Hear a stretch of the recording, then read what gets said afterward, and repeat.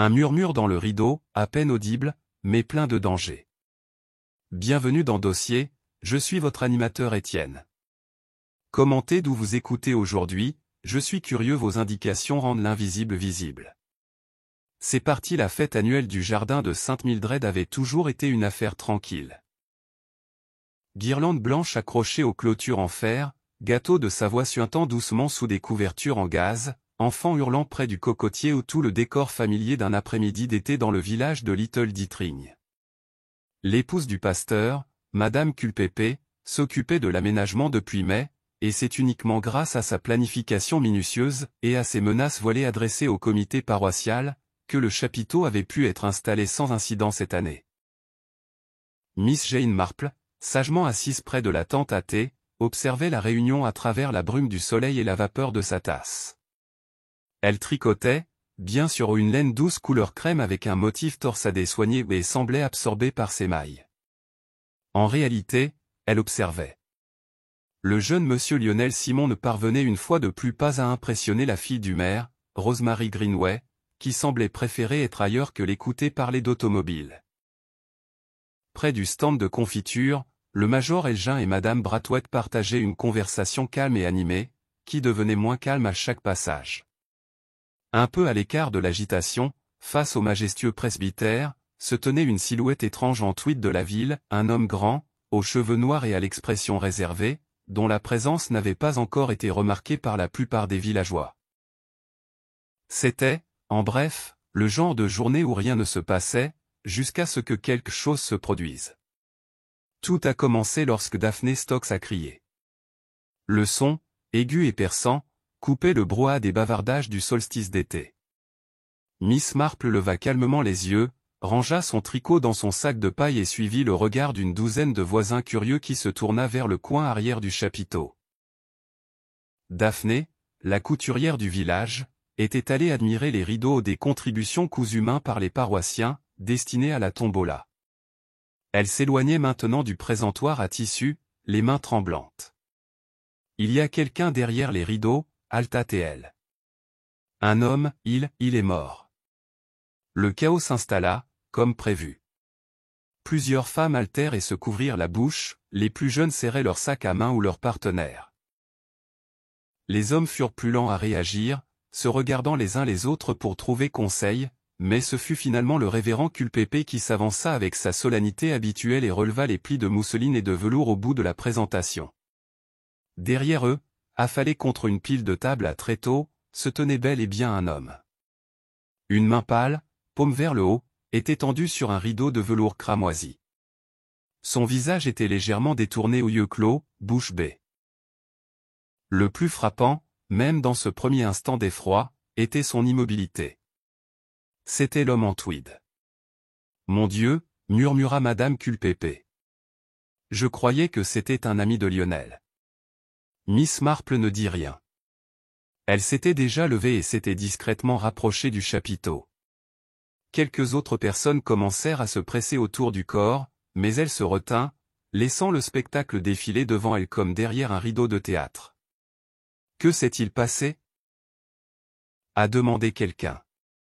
Ça pourrait être un coup de chaleur, murmura une voix. Ou un AVC. Je ne pense pas que ce soit ce genre d'accident vasculaire cérébral, répondit-il d'un ton sombre. Le docteur Hastings, appelé du bar à noix de coco où il s'était laissé aller à sa passion pour les cacahuètes grillées, s'accroupit près de l'homme. Au bout d'un moment, il se redressa et ajusta ses lunettes. J'ai bien peur qu'il soit complètement mort, dit-il. Mort depuis au moins 1 heure. Aucune blessure apparente, mais je ne ferai aucune déclaration définitive avant de l'avoir examiné attentivement. Du poison ? Murmura quelqu'un, provoquant le silence général. Lorsque le sergent Dallow, agent de police local, arriva le visage rouge d'avoir couru en montée, le chapiteau avait été vidé. Madame Culpépé était au bord de l'hystérie, déplorant la fête gâchée, et Lionel Simon racontait à qui voulait l'entendre que le mort lui semblait vaguement familier. Miss Marple, quant à elle, s'était à nouveau assise tranquillement près de la vitrine à rideaux, ses yeux fixés non pas sur le corps, mais sur le rideau lui-même. « C'est drôle », murmura-t-elle. Les rideaux ne devraient pas murmurer, sauf si le vent souffle. Le murmure avait précédé le cri. Doux, comme un courant d'air effleurant la soie, bien que l'air fût resté immobile comme la mort. Et le rideau avait oscillé au seul celui du coin le plus éloigné. Miss Marple, dont les souvenirs étaient précis, le remarqua, ce panneau de velours, unique, bougeait légèrement, comme s'il avait été touché récemment. Plus tard, lorsque le sergent Dallow fit une tournée superficielle pour demander si quelqu'un avait connu le défunt, seule Miss Marple donna une réponse sans hésitation. Il n'appartenait pas à Little Ditring, dit-elle doucement. Mais je l'ai vu l'année dernière, brièvement, dans le journal. Il était lié à un procès, je crois, quelque chose à Londres. Je m'en souviens à cause du costume qu'il portait. Il avait l'air de quelqu'un qui ne se laisse pas facilement perturber, ce qui rend d'autant plus curieux qu'il ait atterri ici, derrière un rideau, un jour pareil. Le sergent Dallow la fixa, perplexe. Vous voulez dire que vous savez déjà qui il est, Miss Marple? Pas tout à fait, dit-elle, le regard pensif. Mais je crois que je le ferai. Et sur ce, elle retourna à son tricot. Le motif torsadé était devenu un peu irrégulier, mais cela n'avait guère d'importance. Il serait temps de le rectifier une fois que la question du murmure et du corps aurait été bien comprise. L'atmosphère à Little Ditring changea presque imperceptiblement cet après-midi-là, telle une brise agitant la surface d'un étang calme. La fête, autrefois animée de bavardage et de musique, se transforma en murmures inquiets et regards soudains. Les conversations devinrent saccadées, les mouvements prudents. Même le chant des oiseaux semblait quelque peu retenu. Le corps avait été emporté sous un drap blanc par le docteur Hastings et deux volontaires, laissant derrière lui le sentiment d'un événement surnaturel s'étant abattu sur le village. La mort, bien sûr, n'était pas étrangère ici. Il y avait eu de nombreuses funérailles dans l'église de Pierre sur la colline, mais le meurtre était une toute autre histoire. Miss Marple n'était pas restée plus de 20 minutes après l'incident. Elle sirota une seconde tasse de thé léger offerte par une madame Brathwaite troublée, puis rentra chez elle par le chemin, parasol braqué pour se protéger du soleil. Personne ne lui demanda son avis. C'était rare au début. Le lendemain matin, le village s'éveilla de bonne heure. Avant même que la cloche du boulanger ne sonne son annonce quotidienne de pain frais, les ragots avaient déjà fait 3 tours de piste. À la poste, Madame Longley chuchota à un client qu'elle avait entendu dire que le défunt avait quelque chose à voir avec des espions étrangers.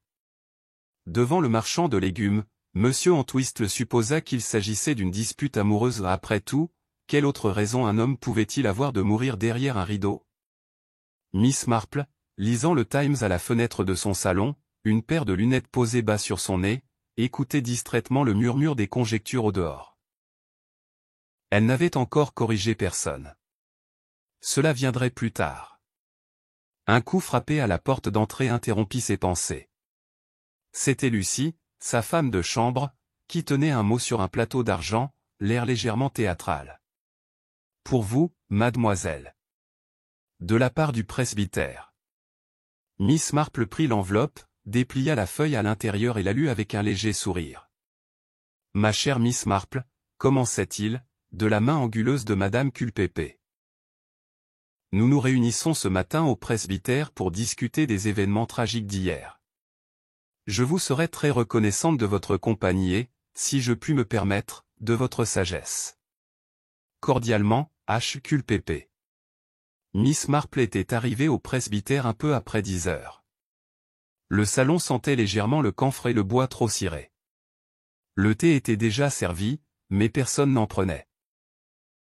Madame Culpeper était assise, raide, dans le fauteuil à haut dossier, les nerfs visiblement à vif. À côté d'elle se trouvait le major Elgin, moustache frémissante, et sur le canapé d'en face, les Greenway et Madame Greenway et leur fille Rosemary, qui paraissaient plus boudeuses que secouées. « Mademoiselle Marple, » dit la femme du pasteur avec un calme exagéré. « Nous sommes ravis que vous ayez pu nous rejoindre. Voyez-vous ? Eh bien, nous avons senti qu'il fallait que nous clarifions les choses. » « Comme on le fait, » acquiesça doucement Miss Marple. J'ai envoyé un message à l'inspecteur de Mush Benham, dit le major Elgin. Notre agent de police ne peut pas s'en occuper seul. Dallow est bien intentionné, mais... Il s'interrompit en secouant la tête. Pauvre homme, dit madame Greenway. Être assassiné par une si belle journée, et personne ne sait qui il était. Oh, je crois que quelqu'un le sait. Dit doucement Miss Marple, parcourant la pièce du regard. La seule question est de savoir qui le dira. Il y eut un léger bruissement lorsque Rosemary se déplaça, effleurant sa jupe trop vite. Miss Marple le remarqua et rangea le détail. « Que voulez-vous dire » demanda madame Culpeper. « Qu'il n'était pas totalement inconnu, dit Miss Marple d'un ton doux. Du moins, pas pour tout le monde. Il me semble me souvenir d'un article paru en novembre dernier. Il était avocat, je crois, ou presque. Il était impliqué dans une affaire de faux actes et de testaments contestés. Son nom m'échappe pour l'instant. » Le major Elgin cligna des yeux. « Un avocat ? Que ferait-il ici ? » « C'est exactement ce qu'on pourrait demander, » dit Miss Marple avec un léger sourire. « Surtout caché derrière un rideau. » Rosemary finit par parler. Il ne se cachait pas. C'est stupide de dire ça. Il a peut-être sombré et est tombé là. Tout le monde se tourna vers elle. Elle rougit. « Pardonnez-moi, » dit Miss Marple, « mais c'est précisément ce qui rend tout cela si curieux. S'il avait trébuché ou s'était effondré, il aurait sûrement attiré l'attention. Pourtant, personne ne l'a vu entrer sous le chapiteau. Il semble qu'il était déjà là quand la fête a commencé. » Le silence régnait. Un léger tic-tac sur la cheminée soulignait la tension. « Vous pensez qu'il a été tué avant même le début de la fête » demanda M. Greenway. « C'est une possibilité, » dit Miss Marple en sirotant enfin son thé. « Mais je pense qu'il faut se demander comment il est arrivé là. Cela implique de savoir qui il a rencontré et pourquoi. » Juste à ce moment-là, la porte s'ouvrit et le sergent Dallow entra, agité et en sueur sous sa casquette de gendarme. « Pardon, madame, » dit-il en s'inclinant devant madame Culpeper, « mais je viens de recevoir les premiers détails du coroner. Mort par empoisonnement au cyanure, nous pensons. Ingéré sous forme liquide, à petite dose, très rapidement. » Et il hésita. Il s'appelait Frédéric Jarrow. Avocat à Londres. Il est arrivé par le train tôt samedi matin et a séjourné au H.R.E.N. Feather sous le nom de F. Jarvis. Il n'avait qu'une seule valise et un agenda de poche. Le visage de Miss Marple restait calme, mais son esprit avait déjà commencé à bouger. Frédéric Jarrow. Oui, elle s'en souvenait maintenant. Une affaire concernant une propriété rurale près de Tunbridge Wells. Un héritage contesté. Une histoire de codicille manquant dans un testament. Le sergent Dallow s'éclaircit la gorge. On a aussi trouvé autre chose. Dans la poche de son manteau. Un ticket de théâtre. Mardi matin. Lycéum Théâtre. Et un mot, déchiré au bord. Il disait, « Retrouve-moi derrière le rideau S », madame Culpeper laissa échapper un halètement essoufflé. « S » murmura Miss Marple en posant sa tasse de thé avec une précision méticuleuse. Voilà qui est très intriguant. Elle regarda Rosemary, qui se mordait la lèvre et fixait fixement le tapis. Personne d'autre ne semblait le remarquer. Miss Marple lissa ses gants pensivement. J'imagine, sergent, que votre prochaine étape consiste à déterminer qui, à petite indécise, connaissait monsieur Jarrow. J'imagine que vous trouverez la réponse au coin le plus inattendu. Les rideaux ont le don de cacher bien plus que la simple lumière du soleil. Et si son ton était léger, son regard ne l'était pas. Il était concentré, calculateur, observant en silence la réaction de chacun à cette syllabe murmurée, émoticône confus. Dehors, la brise s'était levée. Quelque part près du cimetière, la longue rangée de banderoles de fête flottait librement et s'entrecroisait, presque comme un signal. Miss Marple ne dit rien de plus. Mais ses pensées s'emballaient. la présence du notaire, le curieux murmure du velours, et maintenant une note signée seulement autant d'éléments d'un modèle qu'elle n'avait pas encore pleinement perçu. Mais elle le verrait. Oh oui, elle le verrait. Le lendemain matin, le soleil brillait d'une intensité trompeuse sur Little Ditring, comme pour nier le malaise persistant qui se faufilait désormais entre les haies du jardin et les chênes de commérage. Les fleurs des massifs de Miss Marple au delphinium, lupin et un phlox blanc particulièrement élégant ondulaient doucement dans la brise, indifférente au fait qu'un homme avait été empoisonné à une centaine de mètres à peine de la place du village. Miss Marple était à son bureau, écrivant soigneusement un extrait d'une chronique de jardinage, lorsqu'un coup frappé à la porte l'interrompit. Lucie, vive et aux joues rouges, annonça l'arrivée de l'inspecteur Cray de Muche Benham. Il attend au salon, mademoiselle. On dirait qu'il ne boit pas de thé, à mon avis. Alors nous ne lui en imposerons pas, dit Miss Marple d'un ton doux, posant son stylo. L'inspecteur Cray se tenait debout à son entrée. C'était un homme grand et soigné, la quarantaine, à la moustache taillée et dont l'expression suggérait qu'il n'appréciait pas souvent d'être contredit. Il hocha poliment la tête. Mademoiselle Marple, plusieurs personnes, dont mon propre sergent, m'ont dit que vous aviez une vision particulière de cette affaire. J'ai pensé qu'il valait mieux vous parler directement. Très raisonnable, dit Miss Marple en s'asseyant. Et c'est vraiment très gentil à vous de prendre du temps sur vos devoirs pour rendre visite à une simple vieille dame. Cray s'autorisa un léger sourire. D'après ce que j'ai entendu, vous n'êtes pas vraiment ça. Bon, soyons francs. Ce Frédéric Jarreau, avocat, 51 ans, sans épouse, cabinet modeste à Londres. Retrouvé mort derrière le rideau de votre fête de village, empoisonné au cyanure. J'ai parlé au propriétaire du HREN Feder, Jarreau utilisait le pseudonyme, F. Jarvis, et n'a demandé ni réveil ni petit déjeuner. Ça m'en dit long. Et puis, il y a le mot qu'on a trouvé. Il sortit une petite enveloppe de sa poche intérieure, en sortit un morceau de papier soigneusement plié et le lui tendit. Miss Marple le lut lentement. L'écriture était fluide, posée au celle d'une femme, sans doute et élégamment travaillée. Le message était simple, retrouve-moi derrière le rideau. Viens seul. Cela vous suggère-t-il quelque chose, demanda Cray. Miss Marple leva les yeux, son regard perspicace. Cela suggère que l'auteur était confiant que le destinataire viendrait. Ce qui implique soit de l'affection, soit un moyen de pression. Cray hocha lentement la tête. C'était aussi mon avis. Vous avez dit au sergent Dallow que vous aviez reconnu Jarreau grâce à un article de journal. J'ai sorti le dossier, il y a 6 mois, il représentait une partie dans un violent litige successoral. Un homme âgé est décédé intestat après la disparition d'un testament suspect. Jarreau a tenté de défendre le cousin du défunt, mais il a perdu le procès.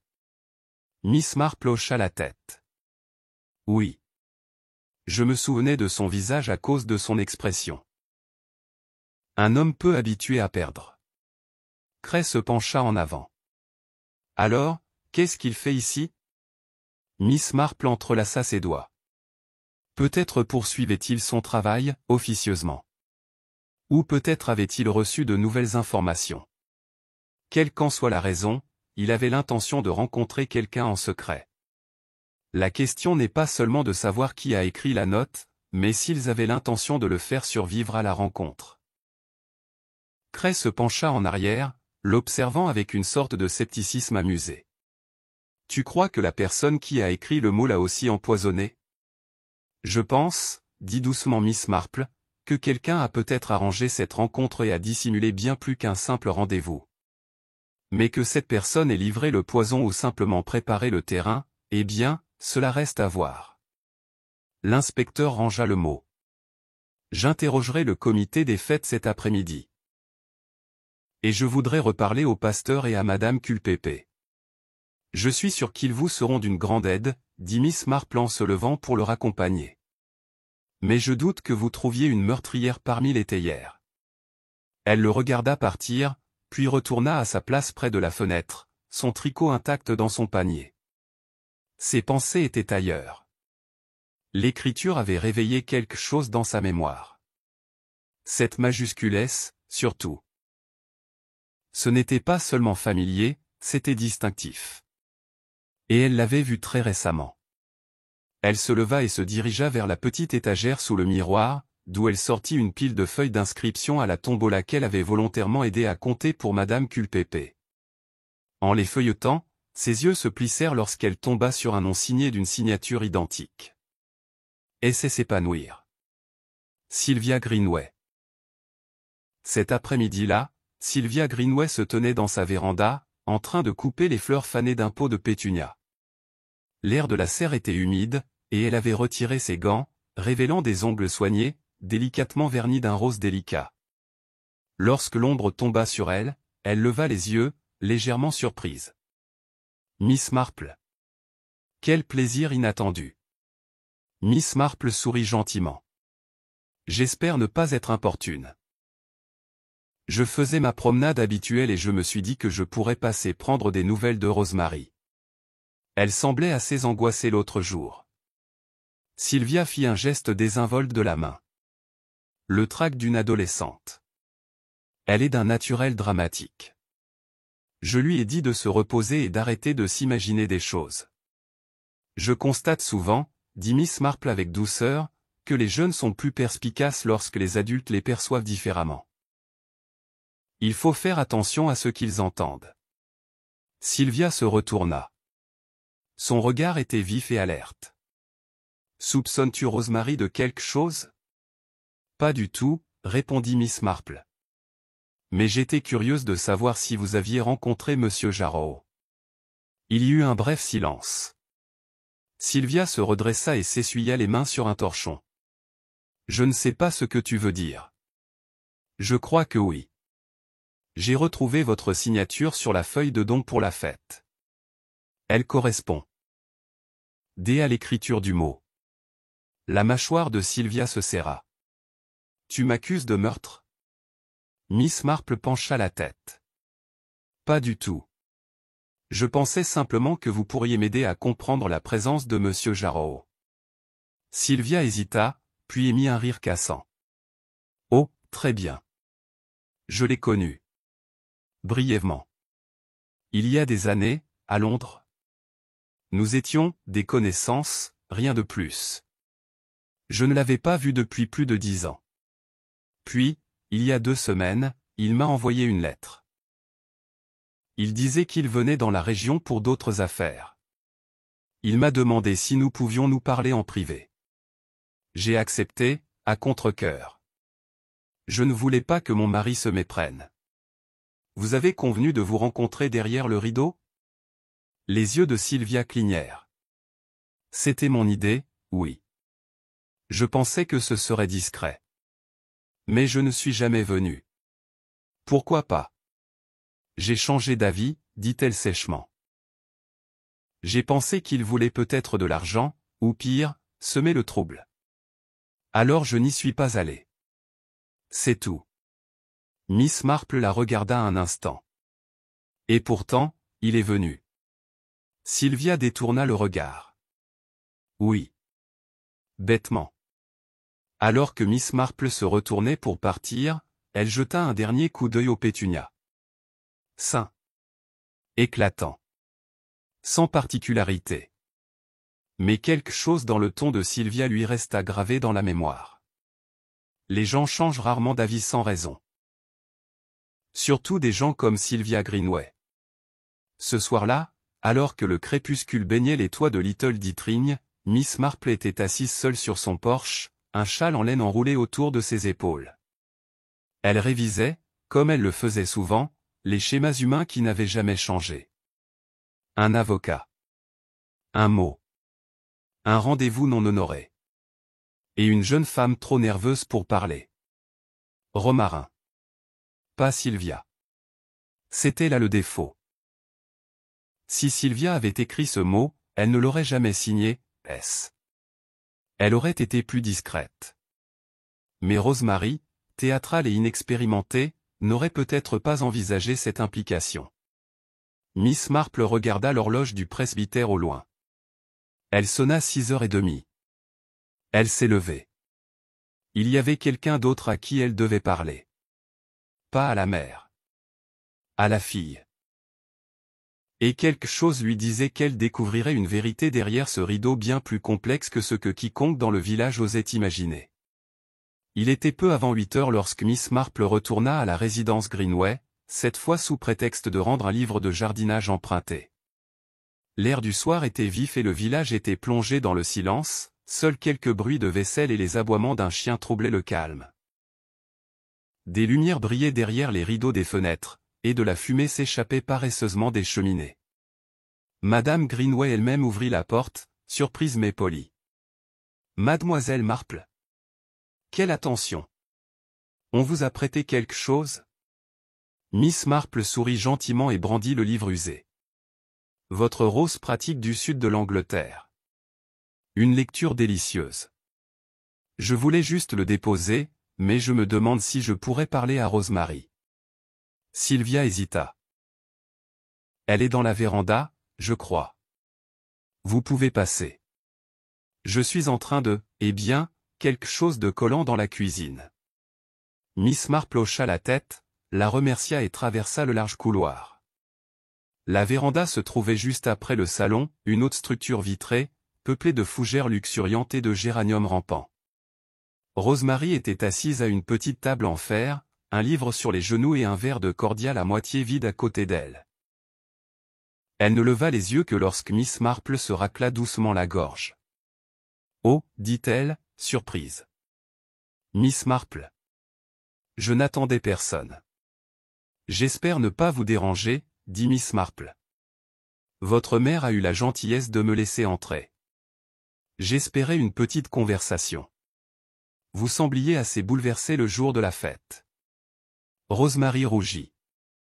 C'était horrible. Trouver un corps derrière le rideau.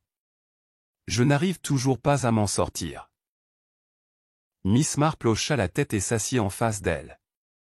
J'imagine que non. La mort d'un inconnu dans de telles circonstances est perturbante. Mais je soupçonne que ce qui vous a vraiment perturbé n'était pas seulement ce qui s'est passé, mais à qui cela est arrivé. Rosemary cligna des yeux. Ses mains s'agitaient sur ses genoux. Je ne comprends pas. La voix de Miss Marple était calme, presque douce. Tu le connaissais, n'est-ce pas? Frédéric Jarrow.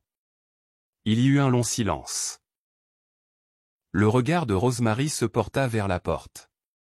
Puis elle baissa les yeux. Je ne l'ai rencontré qu'une fois, murmura-t-elle. À Londres? Dans un café. Il a dit qu'il connaissait ma mère. Qu'il l'avait aidée dans une affaire juridique. Il voulait parler de quelque chose d'intime. Je n'en ai rien dit à maman. Je pensais qu'elle serait en colère. Miss Marple attendait patiemment. Il a dit qu'il y avait une lettre, poursuivit Rosemary à voix basse. Quelque chose que ma mère avait écrit il y a des années. Avant de se marier. Il a dit que ça pourrait être gênant. Je lui ai demandé pourquoi il l'avait encore, et il m'a répondu qu'il l'avait gardée au cas où. Que quelqu'un d'autre la cherchait aussi. Elle leva les yeux, pâle. Il a dit qu'il avait besoin de voir maman seule et que c'était urgent. Je ne savais pas quoi faire. Je me suis dit que je pourrais peut-être lui parler d'abord. Avant qu'elle ne l'apprenne. Miss Marple se pencha doucement en avant. Avez-vous écrit ce mot? Rosemary hocha la tête à contre-cœur. Je n'ai pas signé. Justin, S. Pour Greenway, pensais-je. Je ne pensais pas que ça avait d'importance. Et tu lui as demandé de te rencontrer derrière le rideau? Je pensais que ce serait calme, murmura-t-elle. Que je pourrais lui demander ce qu'il voulait. Mais quand je suis arrivé, il était déjà mort. Je le jure. Miss Marple la regarda fixement. Je te crois, dit-elle doucement. Mais tu dois comprendre la gravité de la situation. Quelqu'un était au courant de votre rencontre, quelqu'un qui y a vu une opportunité. Je n'ai rien dit à personne, dit Rosemary, effondrée. Je le jure. Seulement, peut-être à Lionel. J'ai dit que j'étais nerveuse, que je devais parler à quelqu'un. Mais je n'ai pas dit à qui. Miss Marple réfléchissait à ce détail. Lionel Simon, charmant, sans but précis, ambitieux d'une certaine manière, était toujours avide d'avantages. Et il avait rôdé près de Rosemary pendant la fête. Je me demande, dit Miss Marple à voix haute, si Monsieur Simon a pu voir le mot. Ou même le lire, s'il l'a trouvé par hasard dans votre sac à main ou dans la poche de votre manteau. Le souffle de Rosemary se coupa. J'ai laissé mon sac sans surveillance une minute au stand de confiture, dit-elle. Il me l'a rapporté. Il m'a dit que je l'avais oublié. Miss Marple hocha lentement la tête. Cela peut expliquer beaucoup de choses. Elle se leva, son châle effleurant le sol tandis qu'elle se levait. Je vais parler à l'inspecteur, dit-elle. Et toi, ma chère, tu dois lui dire tout ce que tu viens de me dire. Honnêtement et complètement. Ce sera mieux pour tout le monde. Rosemary hocha la tête, atténuée. Mademoiselle Marple, dit-elle avec hésitation tandis que la femme plus âgée se retournait pour partir, pensez-vous que ma mère aurait pu faire quelque chose d'horrible? Quelque chose dans le passé? Miss Marple marqua une pause. Son ton était pensif. Ma chère, la plupart d'entre nous ont commis des actes regrettables, surtout dans notre jeunesse. Mais cela ne fait pas de nous des meurtriers. Et les secrets, eh bien, ils sont souvent plus dangereux entre les mains d'autrui. Le lendemain, en milieu de matinée, l'inspecteur Cray était de retour à Little Ditring, revigoré par sa détermination. La déclaration de Rosemary, prononcée en larmes et sans détour, avait fait réagir plusieurs personnes.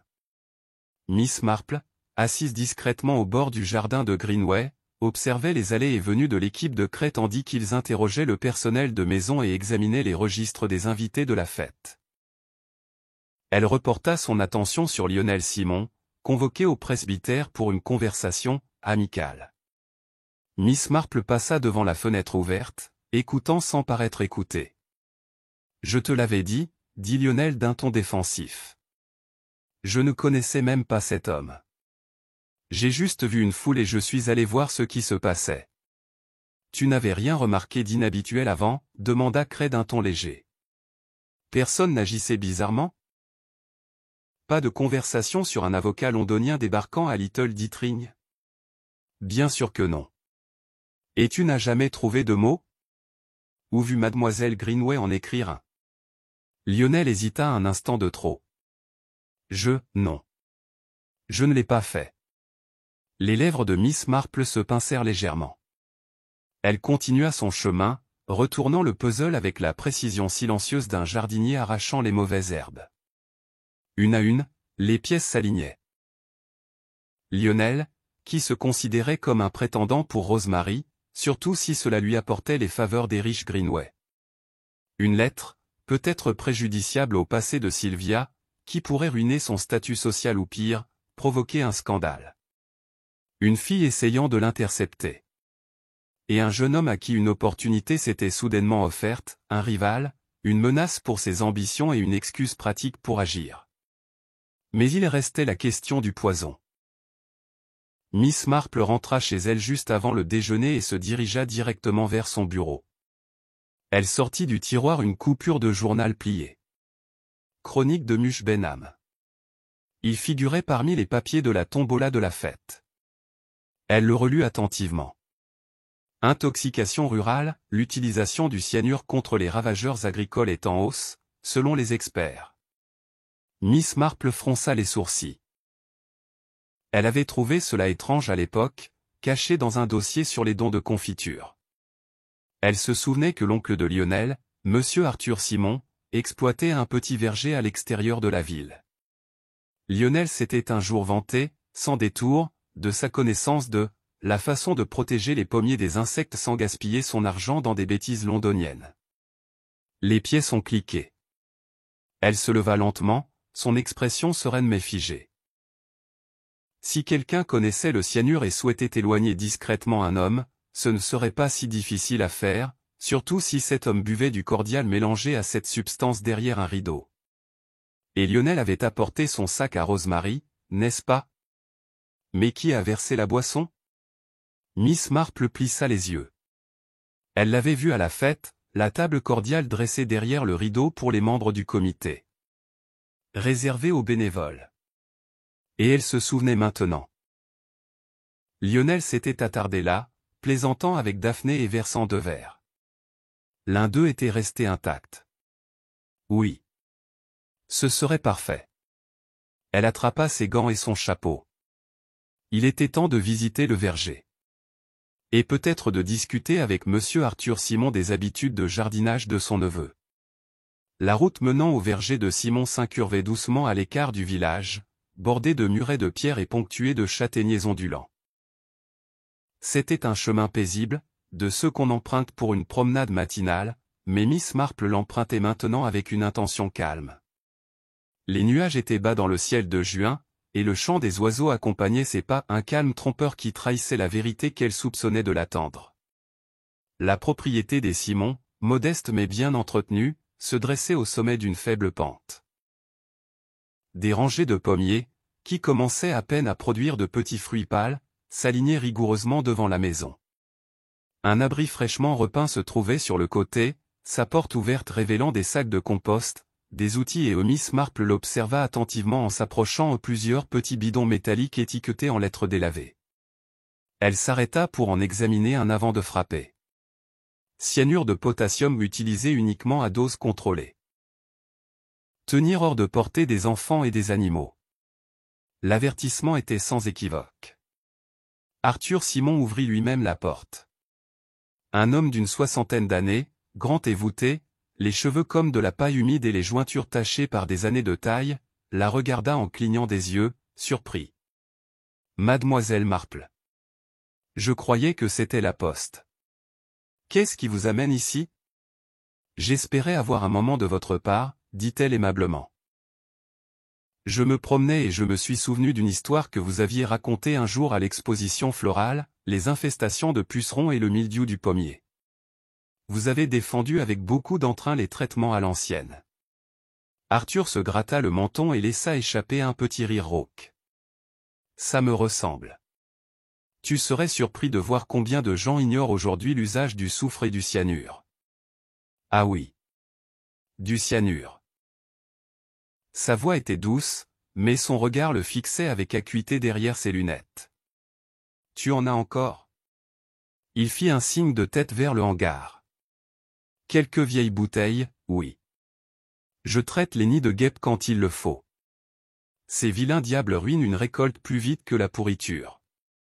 Est-ce que Lionel saurait comment gérer ça? Cela le fit hésiter. Ses yeux se plissèrent. Pourquoi? Oh, sans raison particulière, dit-elle d'un ton léger. Je me demandais simplement s'il t'avait déjà aidé au verger. Arthur renifla. Ce garçon? Seulement quand on le pressait. Il est venu il y a quelques semaines, disant vouloir comprendre l'entreprise familiale, mais je l'ai surpris en train d'envoyer des textos derrière la grange. Il était parti avant le déjeuner. Je ne comprends pas pourquoi il s'embête. Il n'a pas le sens du travail honnête. Miss Marple sourit doucement. Oui. Il semble plus apte au loisir. Elle le remercia, puis retourna vers le chemin, pensive. Les bonbonnes étaient vieilles, certes, mais utilisables. Si Lionel avait voulu du cyanure, il n'aurait pas eu besoin d'aller bien loin. Et Lionel, soupçonnait-elle, avait la motivation. Il avait longtemps erré en marge du cercle social des Greenway suffisamment charmant pour être invité, mais pas assez respectable pour être accueilli chaleureusement. Un homme comme Jarreau, menaçant de scandale, pouvait ruiner les chances de Lionel de progresser. Le poison était une solution désespérée, mais le désespoir se maquillait quand l'ambition l'animait. Pourtant, quelque chose clochait. Si Lionel avait tué Jarreau, il aurait eu besoin à la fois d'une opportunité et de la certitude que Jarreau serait au bon endroit au bon moment. Ce qui la ramena une fois de plus au rideau. Cet après-midi-là, l'inspecteur Cray se tenait à l'arrière du chapiteau de la fête avec le sergent Dallow, examinant les déclarations. Miss Marple les rejoignit discrètement, l'air pensif. « Je me demande, inspecteur, dit-elle au bout d'un moment, si je pourrais me permettre de vous interroger sur le cordial servi aux membres du comité. C'était derrière le rideau, n'est-ce pas? » Cray la regarda, intrigué. « Oui. Une table privée pour Madame Culpeper et ses assistantes. De l'eau d'orge citronnée, du sirop de fraise, quelques verres. Pourquoi? Quelqu'un n'a-t-il vu qui a versé la boisson que Jarreau a consommée? Pas que nous ayons trouvé. Mais l'un des verres était à moitié plein et contenait des traces de poison. Nous pensons qu'il l'a bu entre midi et demi. » Miss Marple fit un petit signe de tête. « Et Lionel Simon a été vu en train de verser des boissons derrière le rideau plus tôt dans la journée? » Dallow plissa les yeux. « Oui, madame. Madame Brathwaite a mentionné qu'il lui avait tendu une limonade et a plaisanté sur le fait qu'il fallait du « courage hollandais » pour gérer les clients du stand de confiture. » Miss Marple croisa ses mains gantées. « Et quelqu'un a-t-il vu Lionel rentrer dans le chapiteau vers midi? » Cray fronça les sourcils. « Non. Il prétend qu'il aidait à l'installation des enchères de l'autre côté du green. » Miss Marple resta silencieuse un long moment. Puis elle dit doucement. « Alors je soupçonne que le poison a été administré avant le début de la fête. » Cray la regarda. « Tu crois que le cordial a déjà été trafiqué? » Je le sais, dit-elle. Parce que Jarreau ne s'attendait pas à boire quoi que ce soit. Il est venu en espérant une rencontre privée. Quelqu'un l'avait anticipé et avait préparé la boisson à l'avance. Ce qui signifie que le tueur connaissait Jarreau personnellement ou avait eu vent de la rencontre indirectement. Elle regarda Cray calmement. « Je crois que le mot écrit par Rosemary a été lu par quelqu'un d'autre, probablement Lionel. Il ignorait peut-être l'identité de Jarreau, mais il devinait que la réunion était secrète et importante. Cela lui donnait une raison suffisante pour intervenir. La question est de savoir s'il savait ce qu'il y avait dans le verre lorsqu'il l'a offert. » Les sourcils de Cray se froncèrent.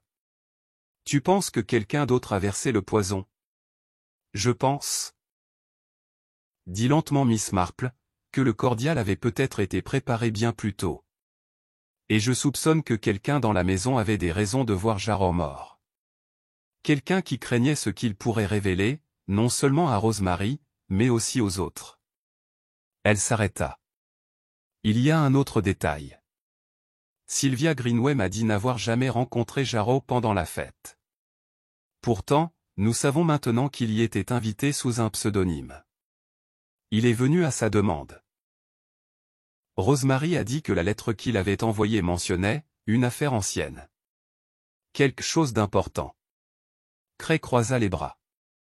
Alors Sylvia a menti. Oui. Mais pas forcément sur tout. Je pense elle connaissait très bien Jarreau, probablement sous un autre nom. Et je crois qu'il détenait sur elle quelque chose qu'elle croyait enfoui depuis longtemps. Cray jeta un coup d'œil à Dallow, puis à elle. Quel genre de chose? Miss Marple poussa un léger soupir. Peut-être un enfant né hors mariage. Peut-être un héritage contesté, ou quelque chose d'aussi inconvenant dans un village comme celui-ci. Assez, au moins, pour ruiner sa réputation. Jarreau l'a peut-être aidé à dissimuler l'affaire une fois, puis à revenir réclamer de l'argent, ou pire, se venger. Cray expira lentement. Alors tu penses que Sylvia l'a empoisonné? Miss Marple hésita. Non, dit-elle enfin. Je pense qu'elle destinait à. Mais quelqu'un est arrivé en premier. Les deux hommes se regardèrent fixement. Qui? Demanda Cray. La voix de Miss Marple était douce. Quelqu'un qui a entendu ou qui écoute toujours plus attentivement que les autres ne le pensent. Qui a trouvé le mot écrit par Rosemary, peut-être après que Lionel l'a lu et mis de côté. Quelqu'un qui a remarqué les initiales, s'est souvenu du visage de l'homme et a relié le passé au présent. Dallow cligna des yeux. Qui? Daphne Stokes, dit Miss Marple. Cray se redressa.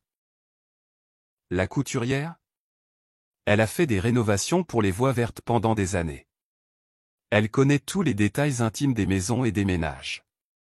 Je me souviens maintenant, il y a des années, un scandale a éclaté dans le village à propos d'une jeune femme et d'un avocat londonien. Discrètement étouffée. La jeune fille est partie quelque temps. À son retour, elle avait maigri et sa mère a prétendu qu'elle était malade. Cette jeune fille était la cousine de Daphné. Et Daphné l'a recueillie alors que personne d'autre ne voulait. Cray se frotta la mâchoire. Alors tu penses que Jarreau a quelque chose à voir avec ça? Je le sais. Et je crois que Daphné l'a reconnu. En voyant le mot peut-être dans le sac de Rosemary, peut-être en aidant à plier le linge où elle a compris ce qui allait arriver. Elle n'a pas agi par vengeance, mais par peur. La peur que la douleur de sa cousine soit révélée au grand jour. Alors elle a ajouté le poison discrètement, avant la fête. Et a laissé les événements se dérouler. Cray était silencieux. Dallow marmonna, tu donnes l'impression que c'est une pièce de théâtre. Miss Marple eut un léger sourire. La nature humaine est toujours ainsi. Ce soir-là, Daphné Stokes fut discrètement placée en garde à vue. Elle ne fit aucun bruit. Interrogée, elle répondit simplement. Je ne pouvais pas le laisser gâcher une autre vie. Une seule, c'était suffisant. Elle avait glissé le poison dans le cordial la veille de la fête, certaine que personne ne toucherait au verre avant l'arrivée de Jarreau. Elle ignorait que Sylvia avait fait marche arrière, seulement que le notaire allait venir. Et elle s'assura que le rideau murmurait non pas « bienvenue », mais « mort ». Le lendemain matin, Miss Marple était assise près de la fenêtre de son jardin, son tricot enfin retrouvé. Le village bavarderait pendant des semaines, bien sûr. Mais la paix, en quelque sorte, était revenue. On frappa à la porte. C'était Rosemary, les yeux brillants, un sourire hésitant. « Je voulais vous remercier », dit-elle. Miss Marple lui toucha légèrement la main. « Ma chère, j'ai simplement écouté. » Et puis, lorsque l'horloge sonna 10 heures, ils s'assirent ensemble pour prendre le thé, tandis que dehors, la brise d'été taquinait le rideau de dentelle en une douce vague, silencieuse désormais, si ce n'est pour le souvenir. C'était curieux, songea Miss Marple, de voir avec quelle rapidité les villages retrouvaient leur calme après une tempête du moins en apparence. Quelques jours après l'arrestation discrète de Daphné Stokes, les boutiques de Little Ditring avaient repris leur agitation polie, et le sermon du pasteur ce dimanche matin ne faisait qu'une vague allusion aux récentes leçons tragiques sur les dangers du silence. Mais sous les sourires de l'église et les étayés, quelque chose mijotait un malaise que même le tintement des tasses et les bavardages de la guilde des femmes ne parvenaient pas à dissiper. Ce n'était pas seulement un meurtre qui avait eu lieu. C'était un meurtre commis par l'un des œufs Daphné, qui avait tourné leurs rideaux, confectionné les robes de bal de leurs filles et veillé à ce que les fils de la vie privée du village soient soigneusement cousus derrière son sourire de coussin à épingles. C'était ce qui les troublait le plus, non pas l'acte en lui-même, mais le rappel que les secrets, comme le lierre, s'insinuaient inaperçus. Miss Marple avait passé une grande partie des derniers jours à éluder poliment les questions. Elle refusait les ragots et les spéculations. Pour les autorités, l'affaire était close. Et pourtant, ce matin-là, alors qu'elle réorganisait ses boutures de rosier, quelque chose continuait à la déranger. C'était une simple phrase. Une petite remarque que Daphné avait faite lorsqu'on l'avait emmenée. Un seul suffisait. Miss Marple avait répété cette phrase encore et encore. Daphné n'avait pas dit « il a blessé quelqu'un » ou « il l'a ruiné ». Elle avait dit à un passant « pas mon cousin ». Et cette spécificité, cette comptabilité froide avait l'air indubitable d'un engagement personnel. C'est pourquoi Miss Marple était à nouveau assise en compagnie de l'inspecteur Cray dans son bureau de Mush Benham, le soleil du matin rayant le tapis à travers les stores des fenêtres. Je sais que l'affaire est considérée comme résolue. Commença-t-elle, soigneusement polie, mais je me demandais si je pouvais vous demander si vous avez reçu d'autres rapports de Londres concernant les affaires passées de Monsieur Jarreau. Cray leva les yeux de ses notes. Tu n'es pas satisfait des aveux de Daphné? Je crois qu'elle l'a empoisonné, oui, dit Miss Marple. Mais je n'en suis pas tout à fait certaine. Pourquoi? Cray pencha la tête. Elle a dit que c'était à propos de sa cousine. Pour la protéger du scandale. Oui. Mais attention, elle n'a jamais nommé sa cousine, et personne ne s'est présenté comme cette victime. J'ai pris la liberté de vérifier. Il n'existe aucune trace d'une femme recueillie par Daphné ou sa mère l'année qu'elle prétendait être. Pas d'enfant mystérieux. Pas d'adoption. Pas d'absence inexpliquée dans les registres paroissiaux. C'est comme si la cousine n'avait jamais existé. Cray fronça les sourcils. Tu crois qu'elle a menti? Je pense. Dit Miss Marple, qu'elle s'est trompée. Un réflexe courant chez les femmes qui ont une honte enfouie depuis longtemps. Cray se pencha en arrière, croisant les bras. Alors, quelle est ta théorie? Je crois que c'est Daphné elle-même qui était impliquée avec Jarrow, dit doucement Miss Marple. Pas sa cousine. Cray haussa les sourcils. Continue. Miss Marple croisa les mains. Elle devait avoir 19 ou 20 ans et travaillait alors comme apprentie chez une couturière à Londres. C'était un jeune notaire. Peut-être que tout a commencé innocemment. Peut-être qu'il lui a promis le mariage. Peut-être, eh bien, c'est la même histoire qu'on raconte d'innombrables fois, n'est-ce pas? Sauf que dans son cas, il y avait probablement un enfant. Un enfant qu'elle a été forcée d'abandonner. Ce genre de blessure ne se referme jamais complètement. Cray resta silencieux un moment. Et elle l'a tué parce qu'il est réapparu? Miss Marple secoua la tête. Je crois qu'elle en avait l'intention. Mais je ne pense pas qu'elle ait été la seule à avoir un mobile. Ni même la première à agir. Cray se redressa. Tu crois que quelqu'un d'autre l'a empoisonné? Miss Marple se leva et se dirigea vers la fenêtre. Je pense que quelqu'un d'autre finit le travail. Ou s'assurer qu'il ne parlerait pas, même si le poison n'avait pas fait effet. Dites-moi, avait-il un bleu au cou? Cray cligna des yeux. Oui, en effet. Le coroner a noté une marque sombre le long de la clavicule. Mais on a supposé qu'il s'était effondré maladroitement. Miss Marple se retourna. Ce n'était pas un effondrement. C'était une pression. Suffisante pour rendre la déglutition impossible. Suffisante pour réduire au silence un homme mourant de cyanure, mais peut-être pas assez vite. Le visage de Cray devint pensif. Et qui ferait ça? Le regard de Miss Marple était fixe. Je crois que la réponse ne se trouve pas dans le village, mais à Londres. Plus tard dans l'après-midi, avec la bénédiction réticente de Cray, Miss Marple prit le train pour Londres, débarquant à Paddington, son sac à main soigneusement fermé et son chapeau épinglé. Elle se rendit dans un petit cabinet d'avocat à la limite nord de Kensington, une plaque de laiton défraîchi portait encore ce nom, Jarrow et Philby, conseiller juridique. Le bureau lui-même était propre, sans particularité et présidé par un homme petit et anxieux portant des lunettes, Monsieur Philby. Oui, dit-il nerveusement, oui, j'ai travaillé avec Monsieur Jarrow pendant 15 ans. Une affaire catastrophique. Nous ne comprenons toujours pas ce qu'il faisait dans ce village. Aucune enquête officielle. Il ne m'en avait rien dit. A-t-il déjà mentionné une certaine Daphné Stokes? Philby cligna des yeux. Non, je ne crois pas, attends. Attends. Il se tourna vers un classeur, fouillant dans des dossiers jusqu'à ce qu'il en extrait une fine enveloppe marquée de l'écriture de Jarrow, DS, personnel. À l'intérieur se trouvaient 2 objets. Un court mot non signé, j'ai appris qu'elle est à Little Ditring. Je vais lui parler directement. Il faut résoudre ce problème, et une photographie décolorée d'une jeune femme tenant un bébé, vers 1910. Miss Marple l'examina. La jeune fille sur la photo avait de grands yeux solennels et des cheveux tressés serrés. Et malgré le grain du papier, la ressemblance était évidente. C'était Daphné. Elle remercia Monsieur Philby et retourna à la gare, ses pensées tournant aussi régulièrement que les roues sur les rails. La vérité se dessinait maintenant. Elle en voyait les contours.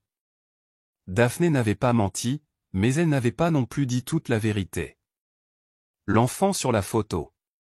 Celui qu'elle avait perdu. Et maintenant? Maintenant, une autre possibilité s'offrait à elle. Une troisième personne, que personne n'avait encore envisagée. Lorsqu'elle est revenue à Little Ditring le lendemain matin, elle en était certaine. Elle a envoyé une brève note à l'inspecteur Cray et une autre à Sylvia Greenway, demandant du thé cet après-midi-là. C'est Rosemary qui a ouvert la porte. Son visage était tiré. « Maman est dans le jardin », dit-elle doucement. Elle est restée silencieuse depuis l'enterrement. Miss Marple hocha la tête et rejoignit Sylvia à la table en fer forgé sous le pommier. « J'espère que je ne vous dérange pas », Sylvia leva les yeux, pâle et épuisée. « Pas du tout.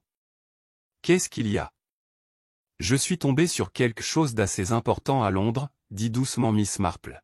« Une photographie. » Sylvia cligna des yeux. Une photo de Daphné. Tenant un enfant. Sylvia ne dit rien, mais ses jointures devinrent blanches contre la tasse de thé. Mademoiselle Marple. Je crois, dit Miss Marple, que vous savez qui est cet enfant. Il y eut une longue pause. Puis Sylvia baissa sa tasse et dit doucement, oui.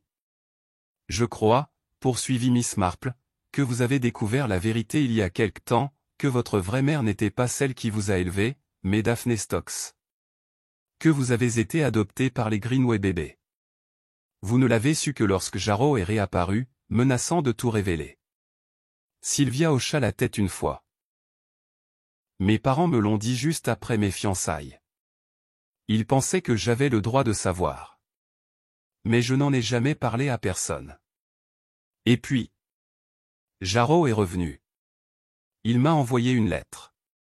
Il disait qu'il voulait parler. Qu'il avait des preuves. Il allait tout gâcher. Alors vous avez essayé de l'empoisonner. Sylvia tressaillit. Oui. J'ai préparé ce verre. Je n'ai jamais voulu blesser qui que ce soit. Mais je ne pouvais pas laisser tout ça s'écrouler. Pas maintenant. Pas après toutes ces années. L'expression de Miss Marple était triste mais pas surprise. Tu n'étais pas le seul à avoir essayé. Sylvia leva brusquement les yeux. Daphné croyait aussi qu'il allait la dénoncer. Elle a vu ton anxiété, entendu tes murmures. Elle craignait pour toi, ignorant que tu le savais déjà. Alors elle a ajouté le poison. Peut-être dans un autre verre. Peut-être le même. On ne saura peut-être jamais quelle dose a fait effet en premier. Les yeux de Sylvia étaient remplis de larmes. Je pensais protéger ma fille. Miss Marple posa doucement une main sur la sienne. Je pense que tu essayais de protéger ton identité. Mais la vérité finit toujours par éclater.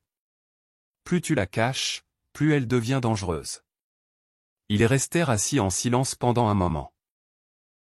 Et dans ce silence, une sorte de paix s'installa, pas un soulagement, pas tout à fait, mais une acceptation que le passé avait finalement cessé de murmurer à travers les rideaux. Miss Marple se leva. Je devrais y aller. En redescendant l'allée du jardin, elle réfléchit comme souvent non pas à la méchanceté des gens, mais à leur fragilité. Le meurtre n'était pas né de la haine, mais de la honte et de la peur, et deux femmes avaient accueilli la mort d'un homme avec un désespoir silencieux.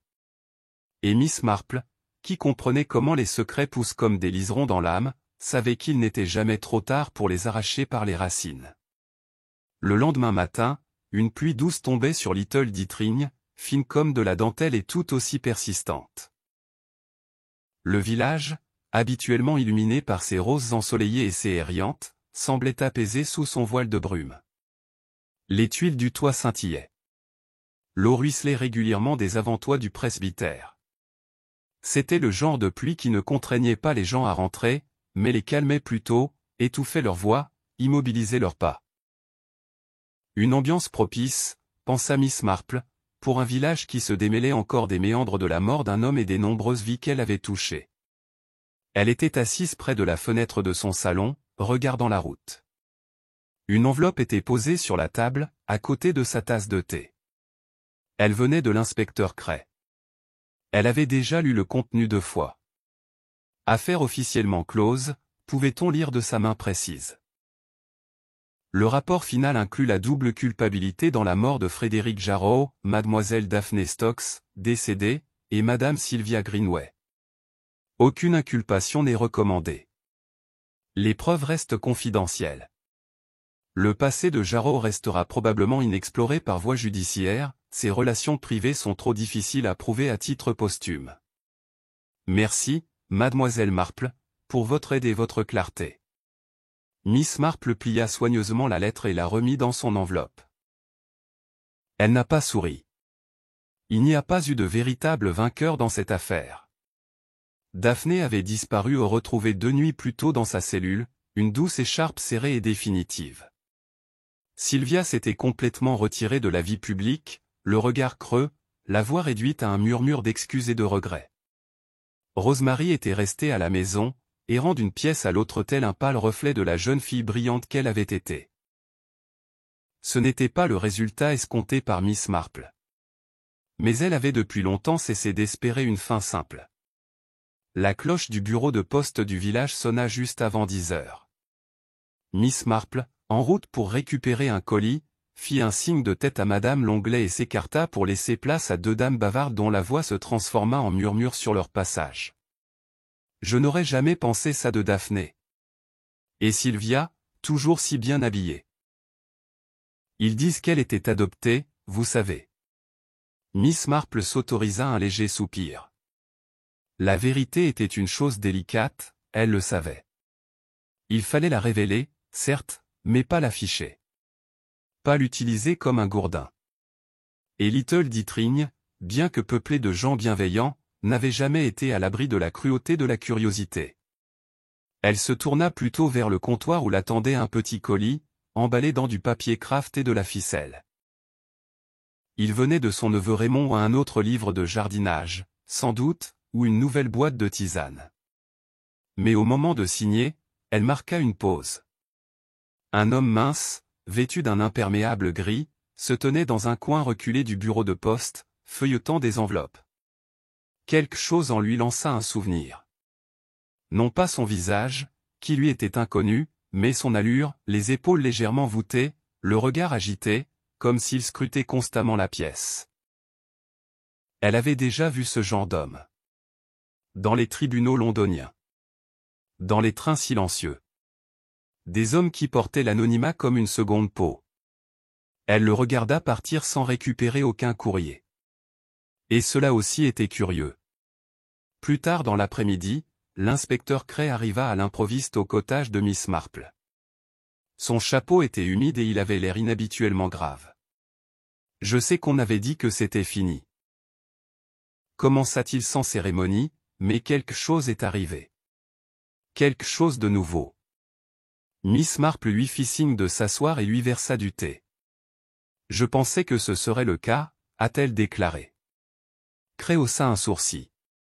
Tu t'attendais à ça. Pas exactement ça. Mais j'ai vu un homme ce matin. À la poste. Et j'ai appris à me fier à mon instinct discret qui me tapote l'épaule. Cray sortit une feuille pliée de sa poche. Nous avons reçu un appel d'un inspecteur londonien. Apparemment, quelqu'un a tenté de s'introduire dans les anciens bureaux de Jarreau la nuit dernière. Il a forcé la serrure d'un classeur, mais est reparti précipitamment, n'emportant qu'un seul objet, un dossier étiqueté R. Hill, 1937. Les yeux de Miss Marple se rétrécirent légèrement. R. Hill. Oui.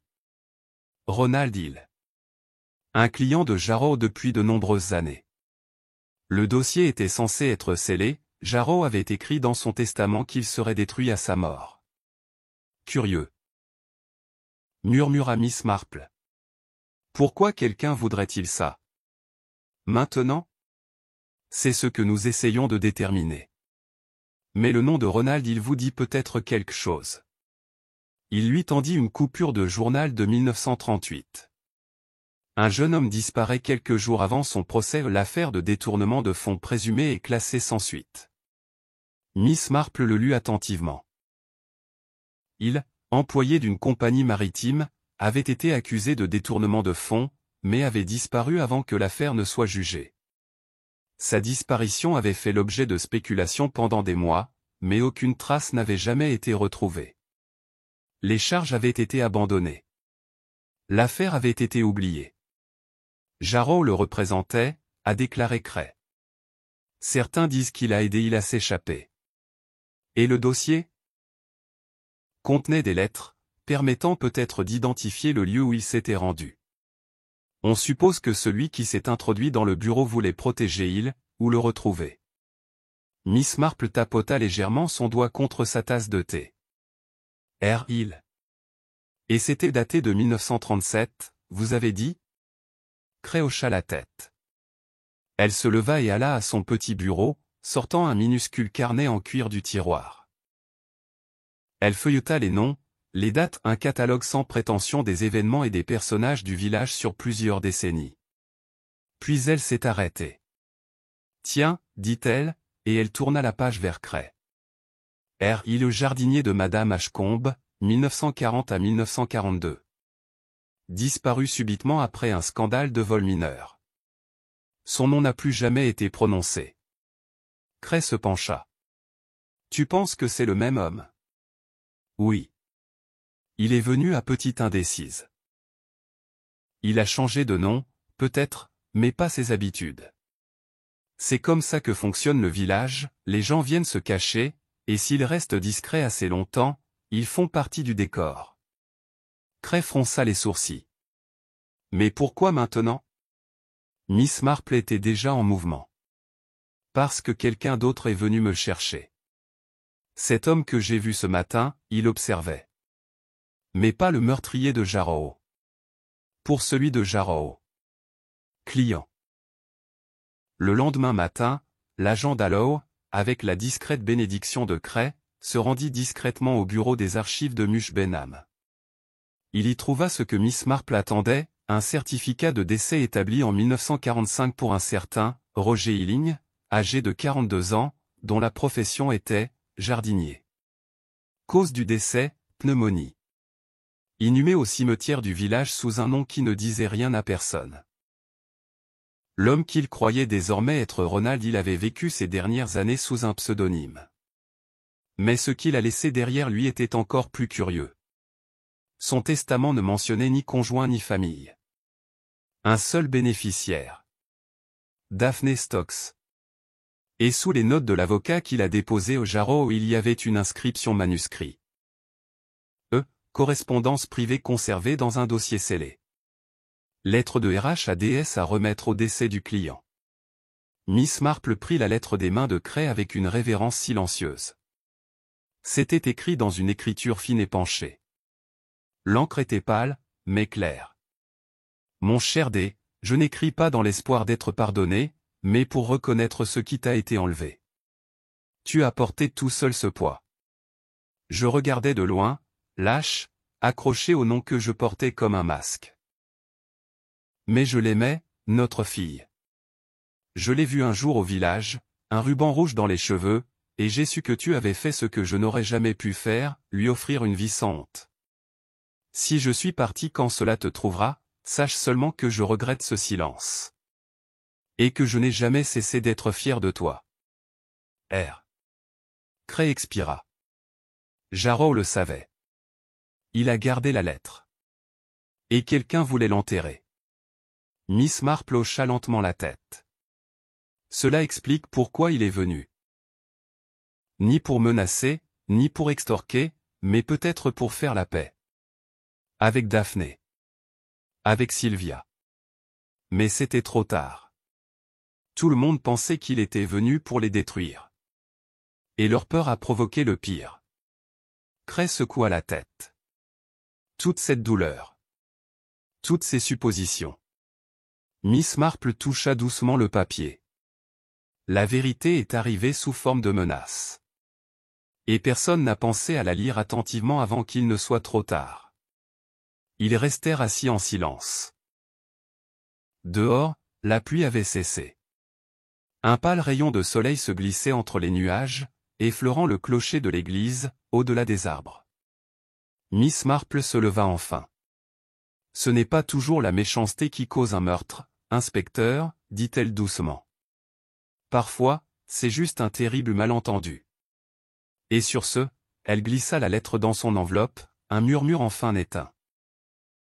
Les jours suivants se déroulèrent dans un étrange silence à Little Ditring, comme si l'air lui-même avait été pris au dépourvu. Avec la découverte de la lettre de Ronald Hill et la prise de conscience que Frédéric Jarreau était peut-être venu non pas en maître chanteur, mais en homme repenti au porteur du fil conducteur d'une vérité longtemps élucidée, il n'y eut ni célébration, ni triomphe. Que du silence.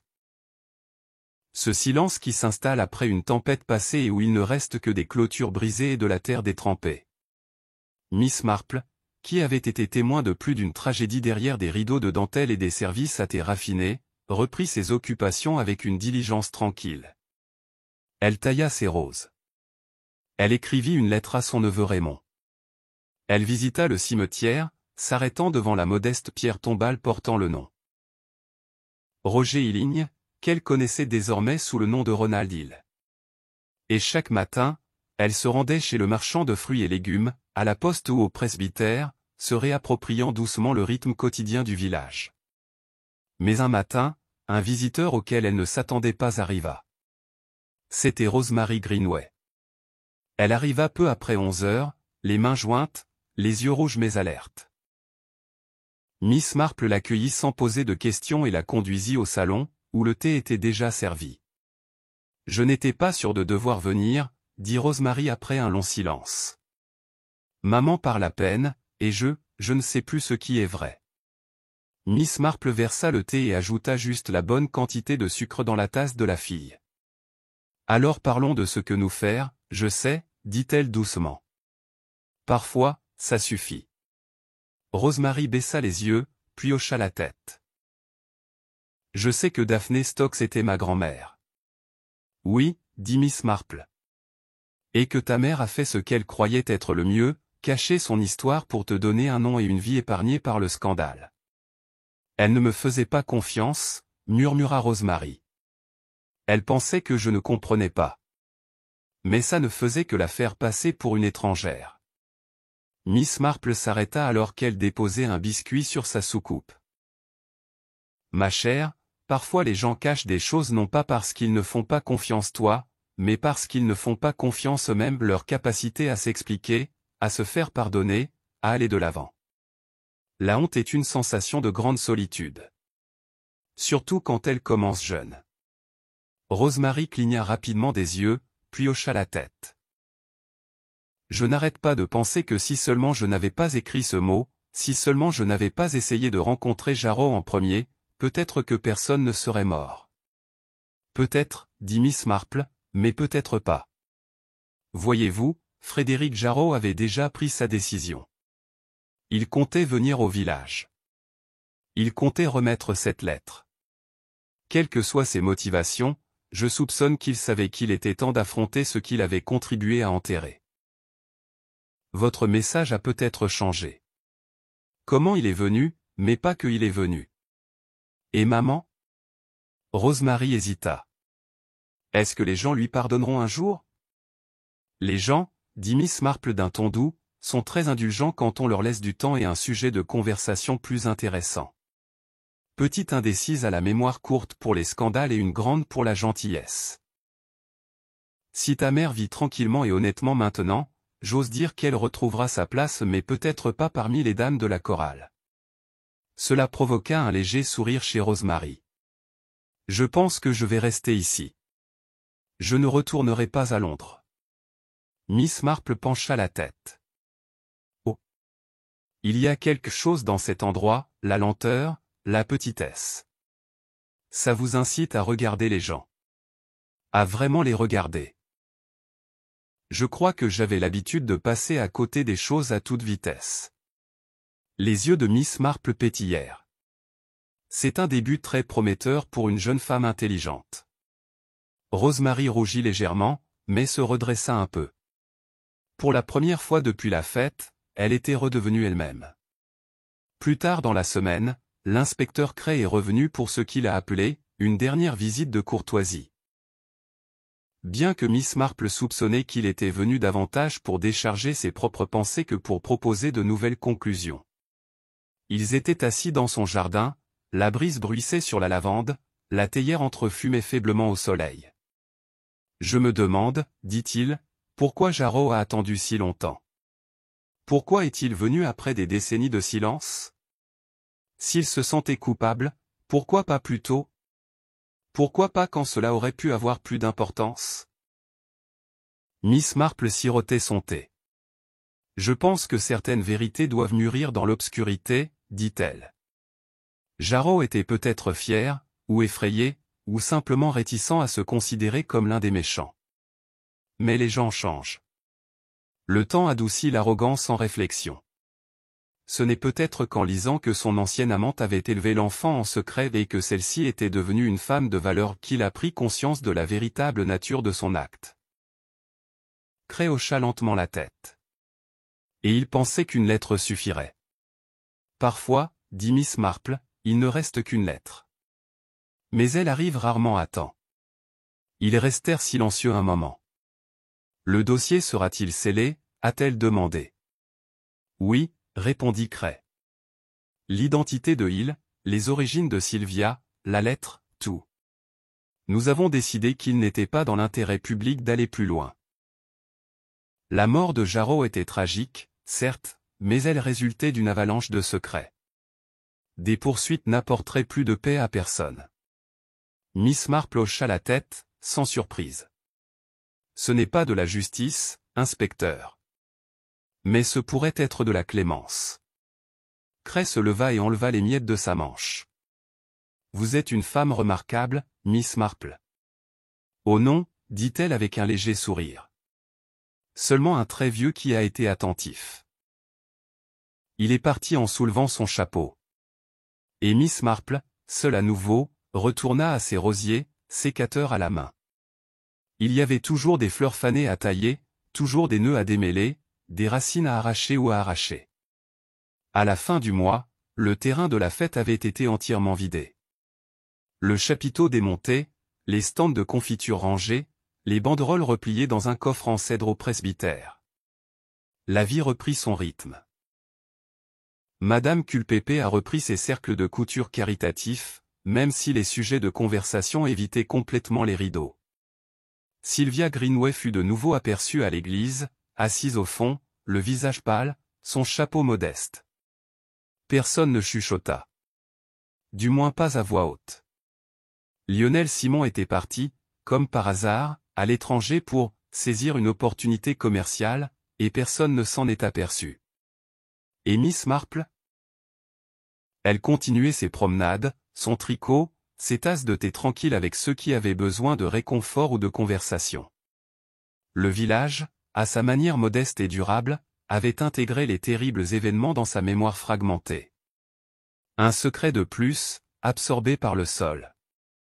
Un nom de plus, murmuré de temps à autre par-dessus les poteaux et les haies. Une leçon de plus dans le grand catalogue de la fragilité humaine. Mais pour Miss Marple, la leçon n'a jamais été complète. Pas entièrement. Un après-midi du début du mois d'août, elle était assise en train d'écrire une lettre à Raymond.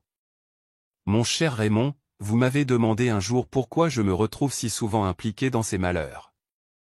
Je crois que ce n'est pas parce que le village est particulièrement malsain, mais parce qu'il est particulièrement ordinaire. Les gens d'ici sont comme des plantes, beaux en surface, mais leurs racines sont nouées en dessous, se nourrissant du même sol. Quand ce sol est empoisonné, tout ce qui y est lié en souffre. Cette dernière affaire, bien que tragique, m'a rappelé une fois de plus que ce n'est pas toujours la malveillance qui cause le mal. Souvent, c'est la peur. Ou la honte. Ou le fait de ne pas parler au bon moment. Nous portons tous nos rideaux avec nous, Raymond. Et parfois, il faut les tirer pour laisser la vérité s'exprimer. Même si elle fait mal. J'espère que vous allez bien et que votre éditeur a appris à ne pas confondre intelligence et contenu. Cordialement, Tante Jane. Elle plia la lettre et la scella avec de la cire. Et à l'extérieur de sa fenêtre, le rideau se soulevait doucement dans la brise, agité par rien d'autre que l'air, mais sans plus de murmures. Ses secrets, pour l'instant, ont été révélés. C'était la première matinée vraiment fraîche du début de l'automne à Little Dittring. Les arbres bordant les allées avaient pris la douce teinte rouille de fin septembre, ailés et luisés d'une rosée qui s'accrochait comme des perles de verre à chaque feuille et à chaque tige. Miss Marple, emmitouflée dans un manteau de laine bleu marine et un chapeau élégant, se dirigeait lentement vers le cimetière. Elle tenait à la main un petit bouquet de roses tardives, des fleurs de son propre jardin, encore parfumées malgré le changement de saison. Le village était devenu plus calme depuis les événements du solstice d'été. Pas sombre, précisément, les gens riaient et bavardaient encore dans les ruelles, mais il y avait désormais une certaine retenue. La mort à la fête, les révélations qui avaient suivi, avaient tempéré l'appétit habituel du village pour les ragots. Ils n'avaient pas disparu, bien sûr. Ce serait comme demander à la pluie de ne pas pleuvoir. Mais il s'était adouci. Les gens baissaient un peu plus la voix. Ils se retenaient au milieu des rumeurs. Et lorsqu'il croisait Miss Marple, il hochait la tête avec respect, ou parfois avec un léger malaise. Cela ne la dérangeait pas. La vérité était souvent mal accueillie par ceux qui avaient appris à vivre confortablement avec son absence. Elle passa sous l'arche de fer du portail du cimetière, le gravier craquant faiblement sous ses pieds, et se dirigea vers la modeste tombe près du muret, celle qui portait maintenant une pierre fraîchement gravée, Daphne Stokes 1894-1951. Elle a gardé le silence et elle a gardé la foi. Miss Marple resta un moment devant, déposant discrètement ses roses à sa base. Il avait fallu du temps pour que Daphné soit enterrée ici, près de l'église qu'elle avait si souvent dépassée sans entrer. Il y avait eu des murmures, bien sûr, des objections du comité de sacristie, des questions murmurées sur le fait qu'une femme qui avait ôté la vie à quelqu'un devait reposer parmi les justes. Mais Miss Marple avait insisté. Pas publiquement. Elle avait parlé doucement au vicaire, à Madame Culpépé, à d'autres, à l'oreille droite, au moment opportun. Elle leur avait rappelé que Daphné n'avait pas agi par cruauté, mais par peur. Que son acte, bien que tragique, avait épargné la honte, ou du moins le croyait-elle. Et elle leur avait rappelé, avec une fermeté bienveillante à laquelle peu pouvaient résister, que le pardon chrétien n'était pas qu'une théorie. L'épitaphe avait été suggérée par Miss Marple. Elle se tenait maintenant, les mains jointes, se souvenant de la voix posée de Daphné, de son regard perçant. Une femme que presque tout le monde ignorait jusqu'à ce qu'il soit trop tard pour la voir clairement. Une femme qui avait aimé, qui avait perdu, et qui avait porté cette perte en silence pendant des années. Le bruit des pas derrière elle ne la fit pas sursauter. « C'est toi qui as choisi l'inscription », dit une voix douce. Miss Marple se retourna. C'était Sylvia Greenway. Habillée simplement, désormais, sans les perles ni les soieries qu'elle affectionnait autrefois. Son manteau était vieux mais bien brossé, son chapeau discret. Et malgré ses cernes persistants, ses épaules étaient carrées. « Oui », répondit Miss Marple. « Je l'ai fait. » Sylvia baissa les yeux vers la tombe. « J'aurais aimé la connaître autrement. Nous le faisons tous aussi, quand il est trop tard. » Ils restèrent silencieux un moment de plus. Puis Sylvia dit, « Je pense vendre la maison. Rosemary et moi, on a besoin d'un nouveau départ. Un endroit plus calme. Un endroit où je ne serai pas toujours là, femme Greenway. » Miss Marple hocha la tête. « Il y a du bon dans un nouveau sol. Mais assurez-vous qu'il soit adapté à vos racines. Recommencer ne signifie pas oublier. » Les lèvres de Sylvia se tordirent en un petit sourire contrit. « Non, dit-elle. Ce n'est pas le cas. » Elle jeta un dernier coup d'œil à la pierre. « Je me demande sans cesse ce qui serait arrivé si Jarrow avait vécu. Si nous avions parlé. Si nous avions tout affronté ouvertement. » Le regard de Miss Marple était bienveillant. « Peut-être rien. Ou peut-être quelque chose de remarquable. Mais le passé n'est utile que s'il nous aide à façonner le présent. C'est son seul don. » Sylvia fouilla dans son sac et tendit à Miss Marple une enveloppe scellée. J'ai trouvé ça dans la vieille boîte à couture de Daphné, dit-elle. Je pense que c'était pour toi. Elle a dû l'écrire avant la fin. Miss Marple le prit doucement et le glissa dans sa poche. Sylvia se retourna pour partir, s'arrêtant juste pour dire « merci » d'avoir vu ce que personne d'autre ne verrait.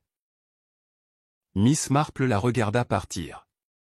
Puis, au bout d'un moment, elle s'assit sur le banc près de la tombe et ouvrit la lettre. L'écriture était petite, nette et indubitablement celle de Daphné. Chère Miss Marple, si vous lisez ceci, c'est que vous avez fait ce que vous faites toujours, vous avez vu à travers le rideau alors que nous étions encore en train de tâtonner avec l'ourlet. Je ne sais pas ce que tu as découvert. Peut-être as-tu appris qui j'étais. Qui est Sylvia? Peut-être pas. Mais je veux te dire, franchement, que je n'ai jamais voulu que ça se termine comme ça. Je voulais l'empêcher de parler, mais pas comme ça. Je voulais juste du temps. Pour réfléchir. Pour la prévenir. Je ne sais pas si j'ai agi par amour ou par peur. Peut-être les deux. J'ai passé tellement de temps à faire comme si je m'en fichais. Que j'étais juste une couturière. Une femme comme les autres qui avait raté sa chance dans la vie. Mais Sylvia était à moi. Dès le premier instant où j'ai vu sa petite main s'enrouler autour de mon doigt. Et je l'ai donnée pour qu'elle soit plus que ce que je pouvais offrir. Tu penses que c'était idiot? Peut-être. Mais je ne supportais pas l'idée qu'elle me déteste. Sans savoir. Et maintenant, je lui ai enlevé la chance de décider par elle-même. C'est ce que je regrette le plus. S'il vous plaît, si vous le pouvez, aidez-la à comprendre. Aidez-la à me pardonner. Je sais que tu le feras. Bien à vous, Daphné. Miss Marple plia soigneusement la lettre et la glissa dans son sac à main. Elle resta assise un moment encore tandis que les nuages commençaient à se déplacer au-dessus, la première fine lumière du milieu de matinée tombant en rayons sur les pierres. Cet après-midi-là, Rosemary est venue prendre le thé. Elle avait l'air plus elle-même maintenant, les cheveux simplement attachés en arrière, des taches de rousseur brillantes sur sa peau. Elle portait un cardigan que Miss Marple avait vu sa mère porter des années auparavant, et la ressemblance entre elles était plus frappante que jamais. Au début, ils parlèrent de choses ordinaires. La possibilité pour Rosemary de travailler dans une école voisine. Son intérêt pour l'histoire locale. Une nouvelle recette de gâteau aux graines que Miss Marple avait essayée, et que Rosemary avait goûté avec une approbation polie. Ce n'est qu'au moment où ils terminaient leur deuxième tasse de thé que Miss Marple lui tendit la lettre. Cela t'a été laissé, en quelque sorte, dit-elle doucement. Ce n'est peut-être pas facile à lire. Mais je crois que c'était écrit avec espoir. Rosemary l'ouvrit lentement. Son regard parcourut la page. Elle resta silencieuse un long moment. Puis elle posa la lettre, joignit les mains et murmura simplement « Elle a fait aime-moi ». Miss Marple hocha la tête. Elle l'a fait. Et maman? Elle aussi. Mais elle ne voyait pas à quel point tu étais assez fort pour connaître la vérité. Rosemary resta silencieuse un moment. Puis elle dit, je pense que je vais garder la maison. Pour l'instant. Je pense que ce serait sage. La fille regarda par la fenêtre, vers le jardin d'automne. Il y a quelque chose de beau, dit-elle lentement, à regarder tout tomber, et à savoir ensuite que cela repoussera. Miss Marple tendit la main et lui tapota doucement la main. Oui, ma chère. C'est la vérité la plus pure. Dehors, la lumière s'adoucit en or à mesure que le jour déclinait, et les rideaux du salon bougeaient doucement dans la brise, ne murmurant plus, mais respirant simplement. Les feuilles avaient commencé à tomber sérieusement dès la deuxième semaine d'octobre. Le petit trébuchant, désormais paré de bronze et de roux, ressemblait à un tableau sur le point de disparaître. De la fumée s'échappait paresseusement des cheminées, les magasins fermaient plus tôt et le facteur avait commencé à revêtir son épais manteau. Les enfants soulevaient les tas de feuilles mortes avec leurs bottes et leurs rires joyeux. La vie continuait, doucement, à son rythme habituel. Miss Marple, quant à elle, saluer la fraîcheur du temps. Elle avait sorti son châle plus épais du coffre à linge et repris ses promenades de l'après-midi à la lisière du bois, où les ronces poussaient drues et sauvages. Marcher en silence l'aidait à réfléchir, non seulement à ce qui s'était passé cet été-là, mais aussi au village lui-même. Comme il avait peu changé, et pourtant comme il pouvait être profondément ébranlé lorsque le passé décidait de ressurgir. Un jeudi après-midi, elle s'arrêta devant le portail du presbytère, observant le lierre rouge grimper régulièrement sur les piliers de pierre. Madame Culpépé apparut juste à ce moment, tenant un panier de confiture en main. « Mademoiselle Marple, vous m'avez évité de perdre un pot de confiture de mûre dans l'allée. » Ils échangèrent des sourires et des plaisanteries, et tandis qu'ils marchaient ensemble vers le presbytère, Madame Culpépé parla plus librement que d'habitude. « Je pense sans cesse à Daphné, tu sais, dit-elle. On la trouvait tous, banale. Silencieuse. Combien de fois lui ai-je parlé sans vraiment la voir? Et Sylvia, eh bien. Ça m'a fait réaliser à quel point on confond facilement présentation et vérité. » Miss Marple hocha la tête. « C'est une erreur très ancienne, j'en ai peur. Mais elle n'est pas irréversible. » Madame Culpépé s'arrêta à la porte, un panier à la main.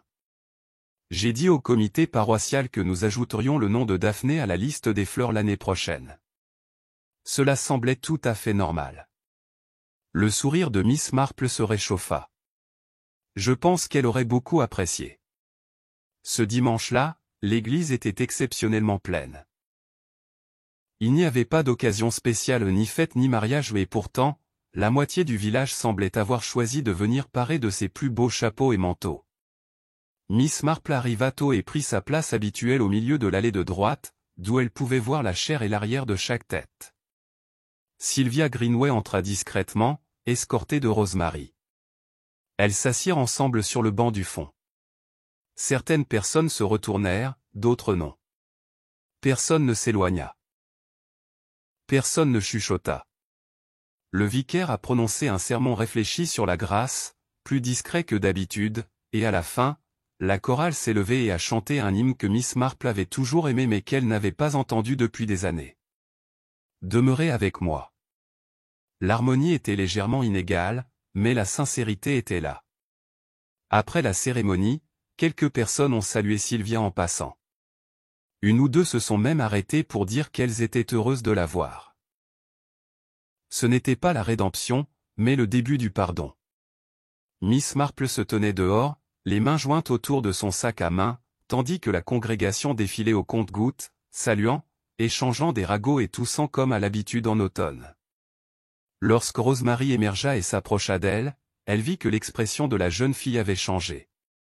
Ni plus heureux, ni plus léger, mais plus stable. « Je pense qu'on va rester, dit-elle doucement. Au moins un moment. Il y a ici un calme que je n'avais pas remarqué auparavant. » Miss Marple hocha la tête. On confond souvent ce calme avec de la monotonie. Mais c'est tout autre chose. Ils se tournèrent pour marcher ensemble dans la ruelle. « Je pense lancer un projet historique, dit Rosemary. Sur les femmes du village. Pas les célèbres, juste celles comme Daphné. Qui ont toujours été là, à faire fonctionner les choses sans que personne ne s'en aperçoive. Ce serait une entreprise louable. » Dit Miss Marple. « Et difficile. » Rosemary la regarda avec un léger sourire. « Je me doutais bien que tu dirais ça. » Ils se séparèrent à la porte du jardin avec la promesse de se revoir bientôt. Miss Marple entra chez elle et déposa soigneusement ses gants et son chapeau sur le buffet. La maison était silencieuse, à l'exception du tic-tac de l'horloge et du léger bruissement des rideaux dans la brise de l'après-midi. Elle s'assit avec un soupir de fatigue et reprit son tricot. Pendant quelques minutes, les aiguilles claquèrent doucement dans la pièce silencieuse. Puis on frappa à la porte. Lucie l'ouvrit et appela « Mademoiselle Marple. » C'est le major Elgin. Il dit que c'est urgent. Miss Marple haussa un sourcil. Urgent, et, major Elgin, désignait généralement une dispute à propos de la tombola paroissiale ou un signalement d'intrusion près du terrain de cricket. Pourtant, elle se leva et alla à la porte. Le major était rouge de colère, mais pas d'indignation, plutôt d'embarras. « Dites donc, Miss Marple, je suis vraiment désolé de vous déranger, mais, je viens de sortir du cabanon et, eh bien, il y a quelque chose que vous devriez voir. » Il s'est avéré qu'il s'agissait d'un nid de vieilles lettres.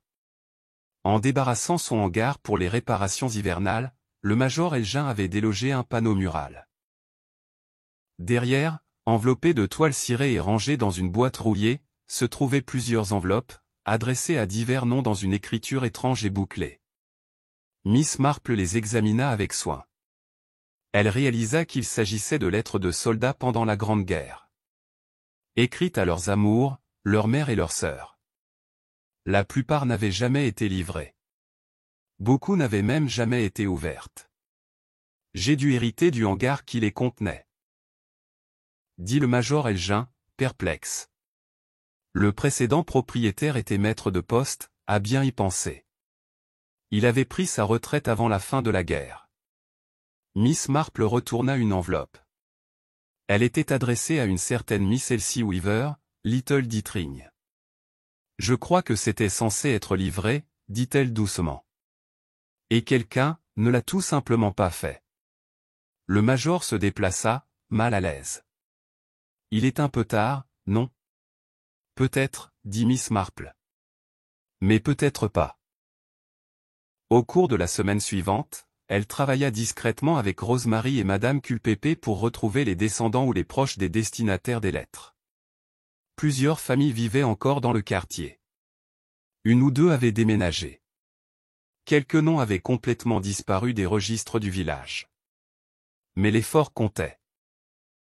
Tenir entre ses mains une lettre d'un soldat longtemps cru perdu aux quelques lignes d'amour, de désir, ou de poésie maladroitement griffonnée au crayon, c'était se rappeler que chaque génération porte son lot de silence. Et que parfois, ce qui semble oublié attend simplement d'être redécouvert.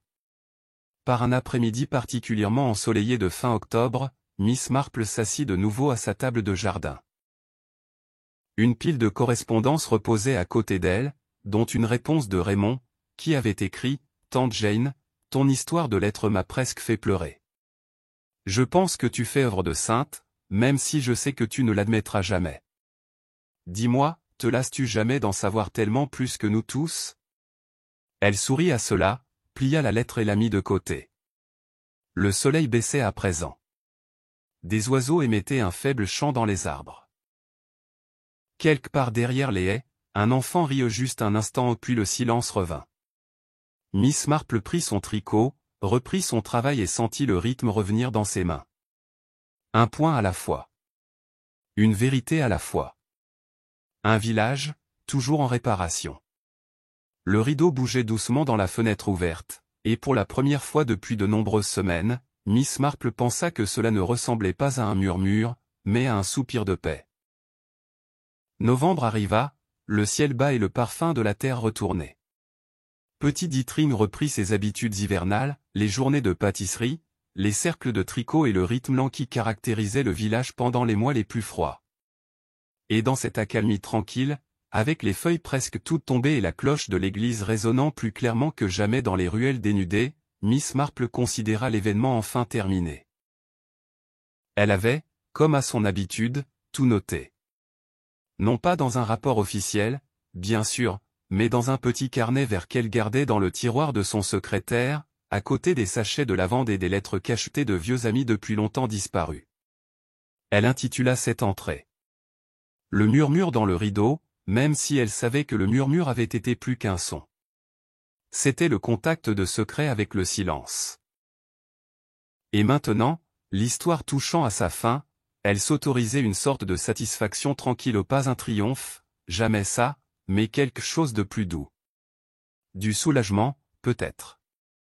La progression logique des indices avait, à la fin, révélé le dessin complet. Frédéric Jarreau n'était pas venu en maître chanteur, mais en porteur de vérité au porteur d'une lettre d'un père décédé depuis longtemps à la fille qu'il avait abandonnée. Son erreur, peut-être, avait été de ne pas avoir clairement exprimé son intention. Le mot de Rosemary l'avait attiré vers le chapiteau de la fête. Le cordial empoisonné l'attendait préparé à 2 reprises par 2 femmes poussées par la peur. Sylvia, agissant par désespoir, avait espéré taire le passé à jamais. Et Daphné, agissant par sacrifice, avait cherché à protéger la fille qu'elle n'avait jamais revendiquée. Aucune des 2 femmes n'était au courant des intentions de l'autre. Aucune ne savait que Jarreau était venu non pas pour menacer, mais pour expier. Et pourtant, l'aboutissement d'années de secrets avait produit une mort, et avec elle, le dénouement de 3 vies. Ce n'est que le rebondissement final l'identité de Ronald Hill, Roger Hilling, et la lettre qu'il avait écrite dans l'ombre qui a redéfini la tragédie sous sa véritable forme. Il ne s'agissait pas simplement d'un crime intentionnel. C'était une convergence de malentendus, de honte et de trop de non-dits depuis trop longtemps. Miss Marple avait transmis la vérité doucement, morceau par morceau, à ceux qui en avaient besoin. À Rosemary, qui comprenait désormais ses origines non pas comme quelque chose dont il fallait se cacher, mais comme quelque chose à partir de laquelle il fallait grandir. À Sylvia, qui apportait le poids de sa tromperie et qui cherchait désormais une vie plus calme et plus honnête. Au village qui, comme le font tous les villages, avait absorbé le choc et repris ses routines avec des tons légèrement altérés de sympathie et de prudence. Le mystère était résolu. Mais plus que cela, c'était compris ce qui, selon Miss Marple, était la plus grande réussite. Un soir, alors que le givre gravait les bords du portail du jardin et que les premières étoiles clignotaient doucement au-dessus, Miss Marple se tenait à la fenêtre et regardait les rideaux bouger. Lucie allumait le feu dans le salon. « Il fait froid ce soir, mademoiselle, dit-elle. Je le sens dans mes genoux. » Miss Marple sourit faiblement. « Oui. Mais un ciel clair aussi. C'est comme ça, un temps clément éclaircit les choses. » Lucie s'éloigna précipitamment et Miss Marple s'attarda un instant de plus, les doigts posés sur le loquet de la fenêtre. Elle ne pensait pas au crime ni au moment de la découverte, ni même au tribunal qui ne serait jamais convoqué mais au sourire de Rosemary autour d'une tasse de thé la semaine précédente. À la façon dont Sylvia avait déposé un pot de fleurs à côté de la pierre tombale de Daphné. À la douzaine de villageois qui échangeaient maintenant des histoires sur des lettres retrouvées, non pas pour bavarder, mais pour, souviens-toi, telle était la résolution. Ni une punition, ni un verdict, mais la réparation d'un tort. La vérité n'était pas venue en fanfare ni en confession. Elle était venue par reconnaissance de motif point par point, souvenir par souvenir jusqu'à ce que le motif se révèle pleinement. Et là, au centre du motif, silencieuse et constante comme toujours, se tenait Miss Marple. Elle retourna à son fauteuil et reprit son tricot. Le rideau flottait à nouveau dans le courant d'air, non plus d'avertissement, ni de secret. Seulement le souffle du vent et le parfum de lavande du jardin au-delà. Et c'est là, pensait Jane Marple avec une certitude tranquille, que c'était le maximum qu'un rideau puisse jamais porter.